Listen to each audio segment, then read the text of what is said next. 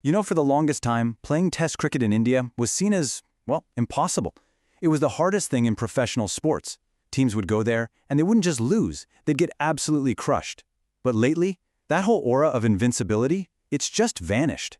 And it wasn't a fluke, not at all. It was a complete tactical takedown.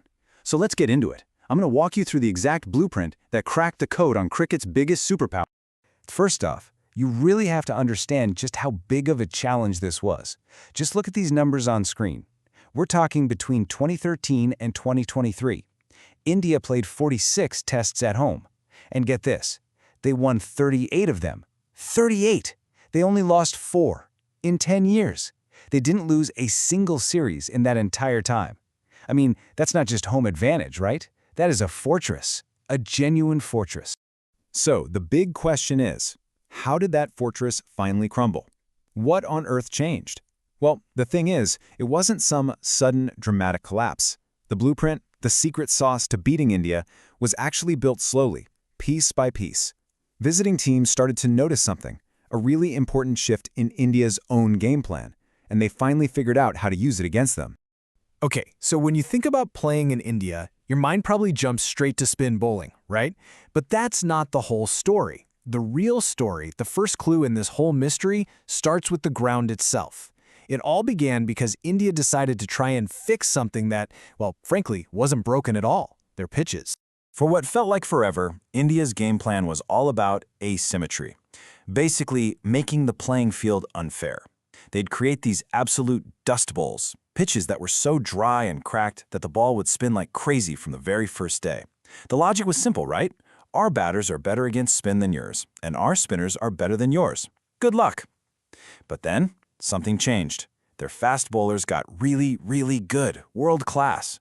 So the groundskeepers started leaving more grass on the pitches to help them out.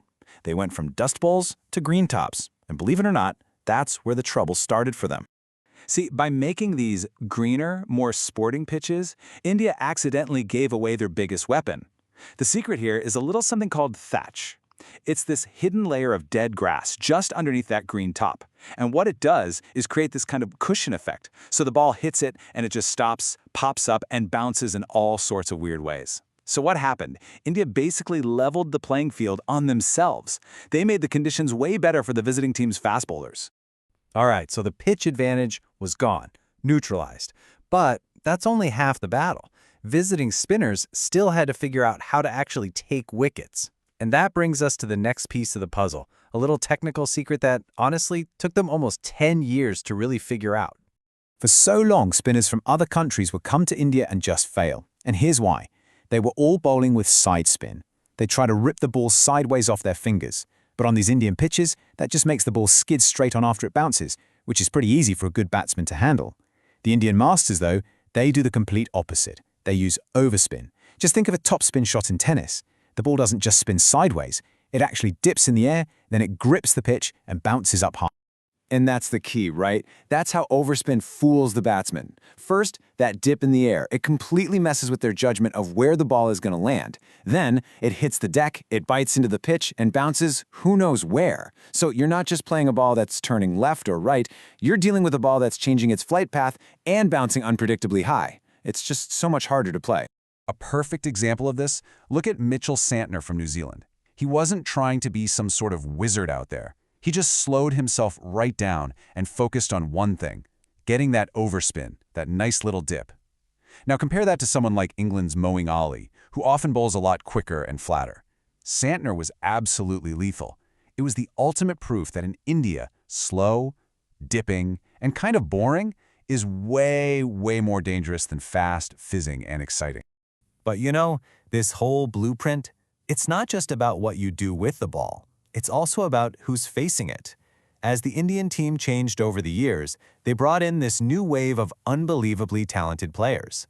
But along with all that talent came a brand new and very, very exploitable psychological flaw. Think about it. India's decade of dominance was built on guys like Pujara and Rahane. We're talking the anchors. These guys were defensive walls. They could just stand there and soak up pressure for hours and hours. But now, they've mostly been replaced by the aggressors. You know, incredible talents like Shubman Gill and Yashasvi Jaiswal, who play this super attacking, exciting brand of cricket. And right there, that's the fatal flaw. When this new generation gets put under the pump by a really good spin bowler, their first thought isn't to defend, to block, to just see it out. Nope. Their instinct is to try and smash their way out of trouble. And visiting teams finally clued into this. They realized, hey, wait a minute, if we can just stop them from scoring, these guys will eventually panic. And what's the big red flag for that panic? It's the sweep shot. A shot that used to be a really smart weapon has now basically become a panic button. When a bowler sees a batsman start sweeping just out of instinct, not out of a plan, they know. They know they've won the mental game. It's such a high-risk shot, and it brings all sorts of trouble into play, getting out LBW or even getting bowled. Okay, this brings us to the final piece of the puzzle, and honestly, it might be the most important one. It's what ties everything else we've talked about together, and it's all built on this idea that just sounds wrong at first, the boredom trap. This quote really just nails the new strategy.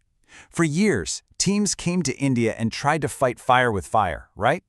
They tried to out-hit them, out-attack them, and it never, ever worked. This new blueprint, it's the total opposite. You don't try to force the issue. You just wait. You let the game come to you. So how does this boredom trap actually work? Well, it's all about simple, patient execution. You set these defensive fields so there are no easy boundaries. You have your bowlers just hammer away on a tight, consistent line, making it hard to even get a single. You're not applying pressure by attacking, you're applying it by suffocating them. You just wait and wait for that new age batter's lack of defensive patience to finally crack, and they make that one big mistake. All right, let's put it all together. We've talked about the pitches changing, we've uncovered the secret of overspin, and we've looked at the psychology of this new generation of Indian batsmen. So now we can finally lay out the complete step-by-step blueprint. So here it is, the tactical checklist for any team touring India. Step 1, hope and pray they keep making those greener pitches, because honestly, it helps you way more than it helps them. Step 2, make sure your spinners are bowling overspin. Get that dip and bounce, not side spin. And step 3, the big one, target the ego. Don't go after these new batsmen, just bore them. Bore them until they make a mistake. So when you boil it all down, it comes to this. India's legendary home record, that whole aura of being unbeatable. It started to fade because they changed the formula that made them so great in the first place. They swapped out that defensive grit for attacking flair. They got rid of the dust bowls for greener wickets. They basically opened the door themselves, and the rest of the world finally figured out how to just walk right in. And that leaves us with one massive question, doesn't it? Now that this blueprint is out in the open for everyone to see, what does India do? Do they go back to their old ways? Are we going to see the return of those spinning, turning dust bowls to try and protect that fortress? Well, only time will tell. But man, it is going to be fascinating to watch. Thanks for sticking with me on this one.